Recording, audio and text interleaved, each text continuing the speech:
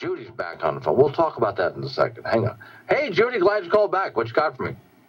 Hey, I just saw where we couldn't get enough votes to override that veto on passive forfeiture, and I can't believe we have that many cowards working for us.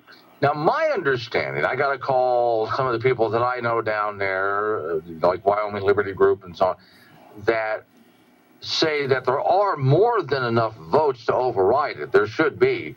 But the problem I was told was that the head of the House and the head of the Senate, who are the people who decide what the agenda is going to be, didn't want to let the thing go to the floor for a vote at all because, you know, they're in with the governor. That's the way I heard it. What information did you get?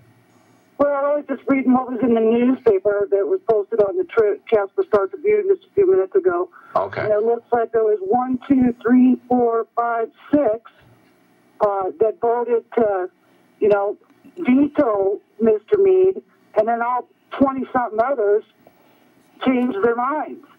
I just want to know where their votes and their vacation packages are coming from. Yeah, it's good. Okay, I tell you what, I have some time, and I've got some people down there over the course of the weekend. Like, you know, you've heard me interview Steve Klein from Wyoming Liberty Group. Yeah. And people like that are down there, and they're in these meetings. Literally, this is their job. They go to these meetings for you and then I bring them on to the show and we talk about it. And I'll find out exactly what's going on down there. That doesn't mean that this is over yet. Because with enough people calling their representatives and getting them back in line, they can offer this up again and we can override this veto. I'm still, you know, it doesn't really surprise me that this governor vetoed this. If we had because that was what, the first time he vetoed anything in over 5 years? Yeah. Yeah. See, if we had a conservative governor instead of this, you know, Matt Mead, he would have signed it. Well, you know, and the funny part is, you know, I tell this to people all the time, you get what you pay for. Yeah. When you vote these same people into office, the ones you know, once they're in, don't give a hoot what you have to say as a voter. They get in there and they do their own thing. We even have that locally. Yeah. They promise you the world, and then once they're in office, they do whatever the hell they want to do. Well, here's another good clue on this. Do not vote in career politicians. Don't. Yep. No, and you can't tell that to people enough because they get in there and they get hooked in, you know, oh, I belong to the Republican Party, so I'm Mr. Cool, I belong to something like belonging to the Mickey Mouse Club, you know, and they get in there and they vote right straight down the line and they don't even know who they're voting for. You know, next time you call this radio show, I would like for you to really dig down deep and express your true feelings because I feel like you're holding back. I am absolutely livid right now. Yeah, I've watched all these bills passing and stuff.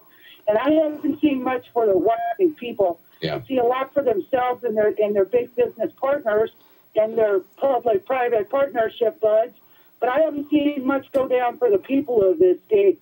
And, you know, I'm pretty big on activism, and this is just getting to the point now where, you know, somebody needs to go in there and say, you know what, you don't want to listen to us, step down and get out. Yeah. Well, here's the problem that we face with something like that, Judy, is every time there's an election, the powers that be run those that they have selected, and the people of states, not just Wyoming, but across the state, end up voting for the same people over and over again because they're completely uninformed. This is why I say I want to make sure in the next election that uninformed people don't vote. You know, it's really sad, too, because even look at the United States right now over this amnesty thing. Obama's gone totally rogue on us. I mean, he doesn't pay attention to, you know, even our Congress. He's just using he doesn't care what you whatever he wants to.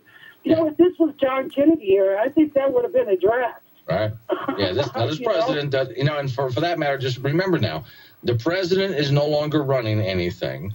Nor is the Congress. It's the bureaucracy that currently runs everything. So we're going to change. We're working on this right now. I've been talking to some people about it. We're changing the wording of the Pledge of Allegiance and to the bureaucracy for which it stands. You know, that just breaks my heart to even hear that because, you know, anytime I go to my county commissioners meeting, I'm the loudest one in the room singing the Pledge of Allegiance. 2015 meeting of the Natrona County Board of Commissioners to order. Madam Clerk, roll call, please. Commissioner Keating. Here. Commissioner Lawson. Here. Commissioner Swager. Here. Commissioner Hendry. Chairman Chadwick. Here. Would you please join me in the Pledge of Allegiance? I pledge allegiance to the flag of the United States of America and to the republic for which it stands, one nation, under God, indivisible, with liberty and justice for all. Amen.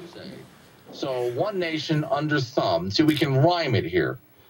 One nation under thumb with liberty and justice for some. There. With liberty and justice for all.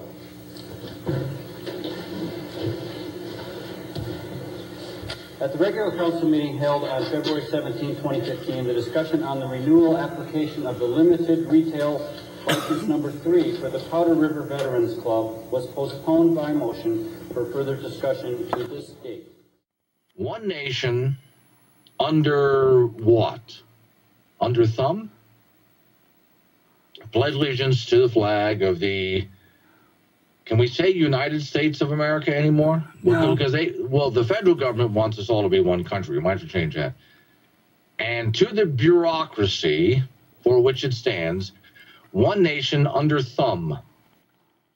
The president is no longer running anything, nor is the Congress. It's the bureaucracy that currently runs everything. So we're going to change. We're working on this right now. I've been talking to some people about it. We're changing the wording of the Pledge of Allegiance and to the bureaucracy for which it stands.